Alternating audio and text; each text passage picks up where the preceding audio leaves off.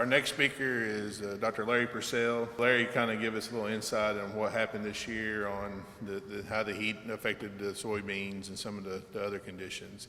Dr. Larry Purcell.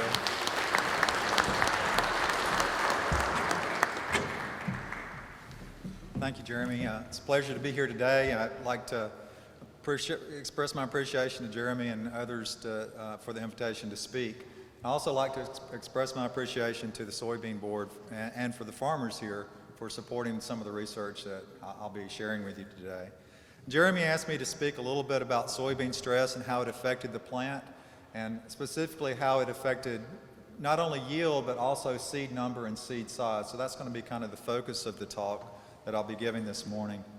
To start off, like Jeremy said, and Lanny also mentioned, it's been a very, very stressful year. And we started out with incredible stresses, and we'll just look at those a little bit as we go through. Starting out the season, it was too wet. Before you know it, it was too hot. And then it was too dry. So we had multiple stresses, and these occurred, of course, at different times of the season. Early, we had very, very wet conditions, and then about the time it dried off enough, we had very hot and very dry conditions. And that was really kind of a summary of the environmental conditions for this summer. What I'd like to do is look in a little bit more detail at some of the weather conditions that we experienced and how it affected our crop. And specifically, we want to come back and look to see how it affects both seed number and seed size, and then how stresses at different times during the growing season, at different stages of plant development, how that affects seed number and seed size. So that's kind of a little overview of what we'll be looking at. To pick a spot to look at, I looked at Stuttgart for the growing season. I've got here on the vertical axis, the y-axis, the maximum temperature versus the calendar date on the x-axis from about the beginning of May through the end of September. So we see a period where we have relatively high temperatures, and if we look at that against the 30-year average maximum temperature, we can see this period somewhere around the 1st of June all the way to the middle part of August. We had temperatures that were generally above the average temperature. We couple that with looking at what the rainfall did across the state during the same time period. So again, I've got maximum temperature over here on this axis, and then the cumulative rainfall over here on this other axis versus calendar date. So the way you look at this is anytime there's just a horizontal streak, it means that you didn't have any rain. There was no rainfall. And you kind of look here from about the 1st of June until the middle of August, we have somewhere around 1.5 inches of rainfall and temperatures that every day pretty much were between 95 and 100 degrees. So we have very high temperatures, very little rainfall. We have conditions here that are very, very ripe for stress. You think about what a soybean crop, once it's canopied, and you have those kind of temperatures around 95 degrees, it's going to be using about 1/3 of an inch of water a day. So that's Lanny mentioned some of these plots that are research demonstration plots were irrigated 10 to 12 times, and that's what it would take to replace that amount of water. The question comes back of how this affects the seed number and seed size, and so we want to look at that too. And I want to think about kind of just a conceptual model, a cartoon example of what you can hopefully visualize a little bit. And what I want you to think about, each day we have a crop out there that's photosynthesizing, and it produces a big block of sugar. And this is what the crop's going to use as to set seeds. And each seed and each flower on that crop has to have a certain amount of sugar each day in order to stay on the plant.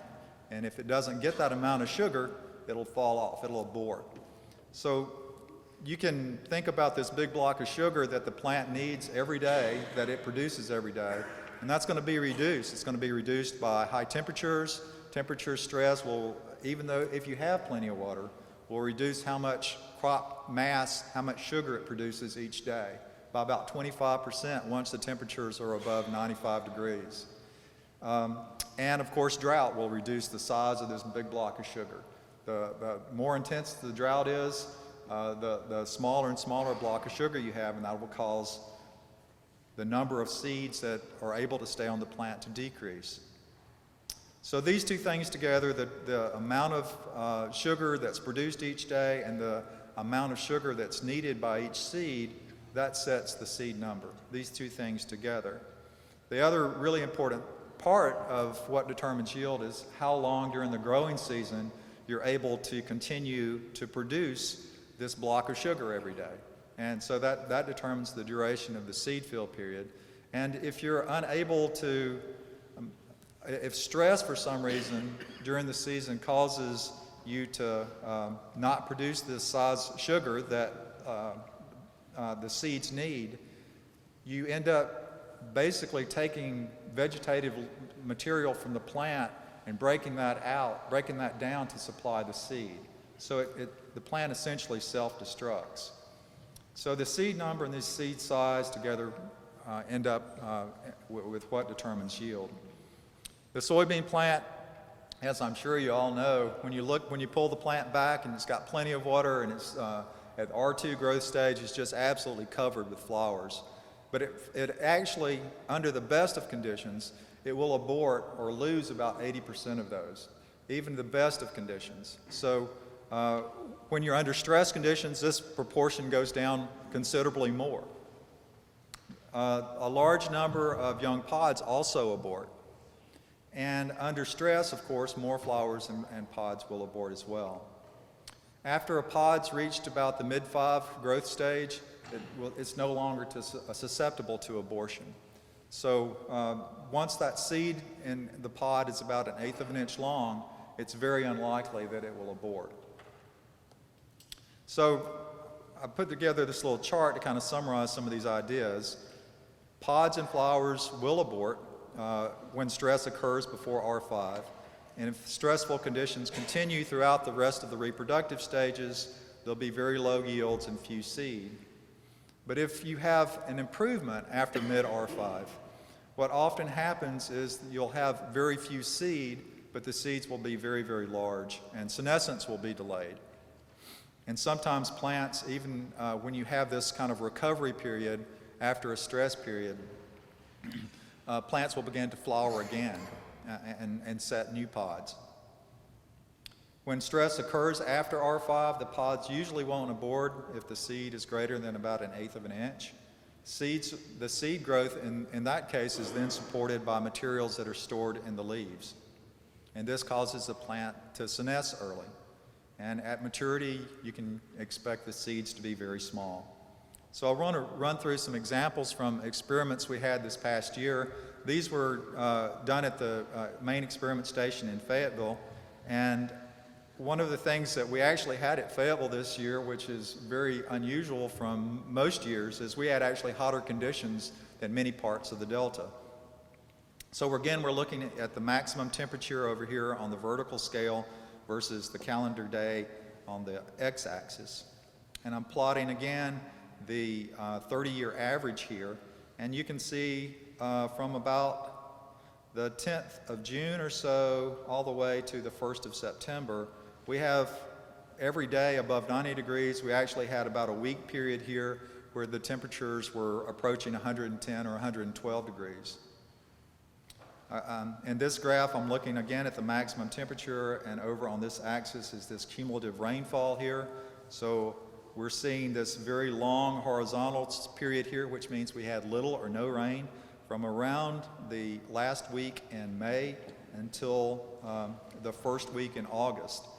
Essentially no rainfall during this entire period.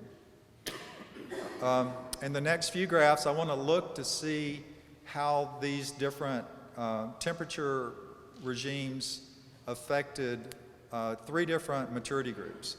We looked at a maturity group 2.4, a maturity group 4.4, and a maturity group 5.5 soybean. So a really wide range of maturity groups. And so the growth stage when these different temperatures occurred is going to be different for these. And I want to see how that affected yield, seed number, and seed size.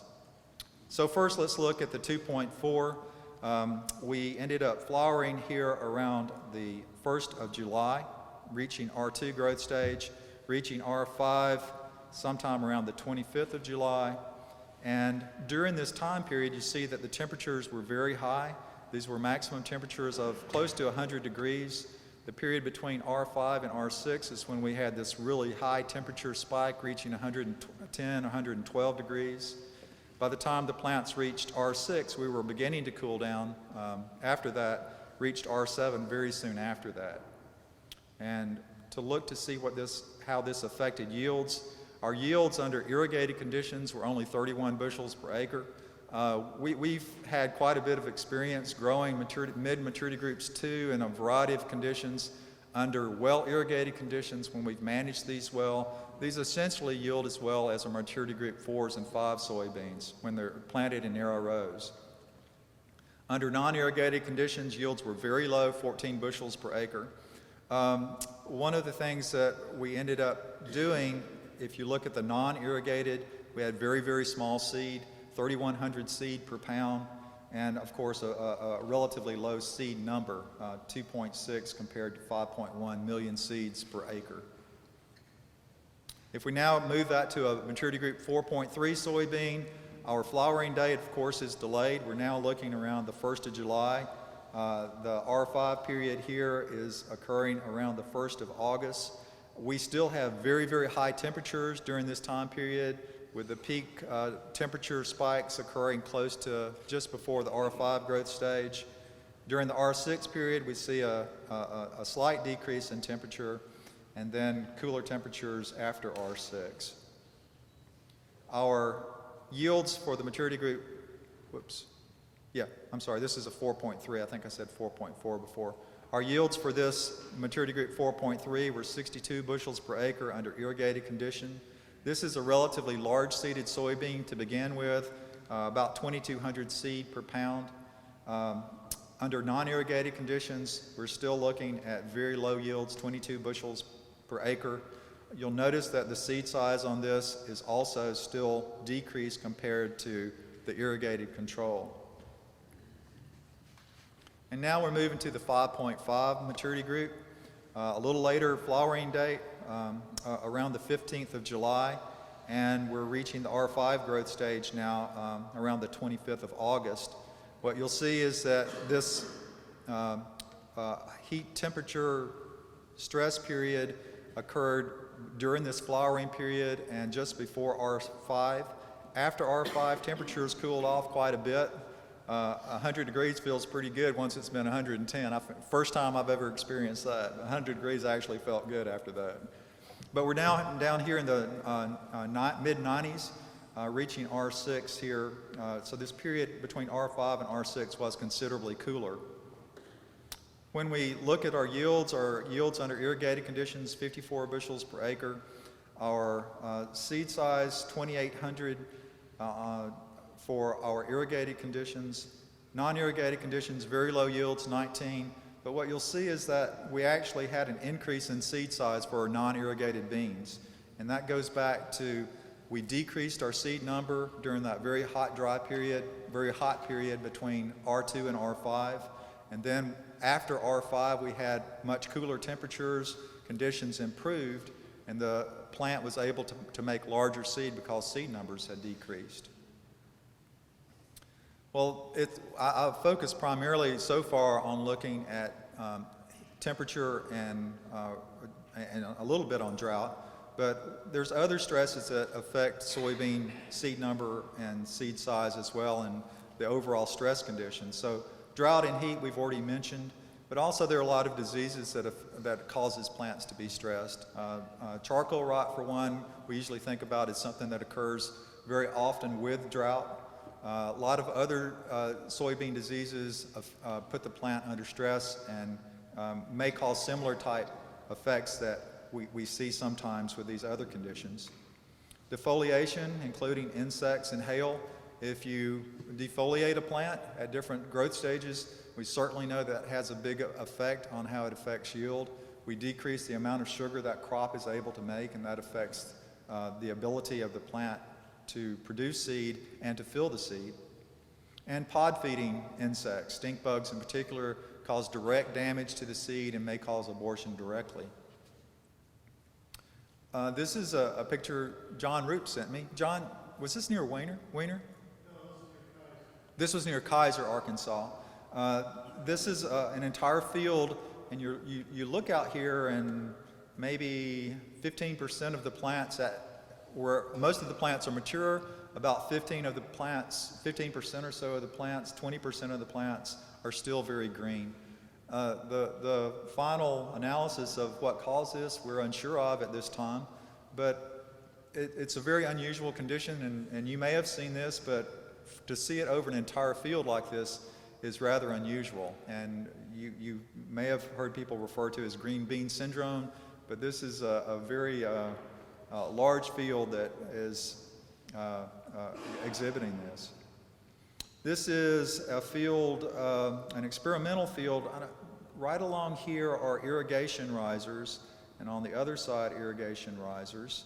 And these are all the same variety here. And this part here in the middle is a part that hasn't been irrigated. And so you see these plants are shorter and of course green when the irrigated portion is at maturity. And what actually happened here is this field was well irrigated throughout the season except for these 4 rows here in the center. And when the plants reached about mid R5, we began to get consistent rainfall. And so these plants actually put on a whole new crop of pods, new flowers, and were very, very delayed in senescence. This is from those same plants here. You can see these dry, shriveled pods that died and aborted during that hot, dry period. And then after we had rainfall, new pods were formed and very, very much delayed in maturity. Delayed senescence, and you will occasionally see in individual plants out in the field. This may be due to a virus or in some cases male sterility where the plants never are able to fertilize their flowers properly. And so you have an isolated plant out there that is very much delayed in senescence. Stink bug damage also can directly affect the number of seeds that are on the plant, cause massive abortion in some cases, and cause these seeds to abort and delay senescence. This is kind of one of those fields where there was extreme stink bug damage, a lot of green stems out here, and a lot of damaged pods and seeds out there that delayed the senescence. So how can this information be used from a management standpoint, and what can you do with this? I think that you can use this information to think about when did the stress occur. Was it associated with drought, some heat stress, chemical herbicide treatment, insect infestation? When did it occur on the calendar? And then think about in your crop, what was the development stage when these stresses did occur? Was the plant flowering at that point? Was it in mid-pod fill, or was it later in the growing season? So think about matching these stress periods up with the development stages of your crop. And then how was the crop affected? How was the yield affected? How was the seed size affected? Were the seed abnormally large or small for that crop, for that particular variety? So just in way of summary, stress early in the growing season, pods and flowers will tend to abort.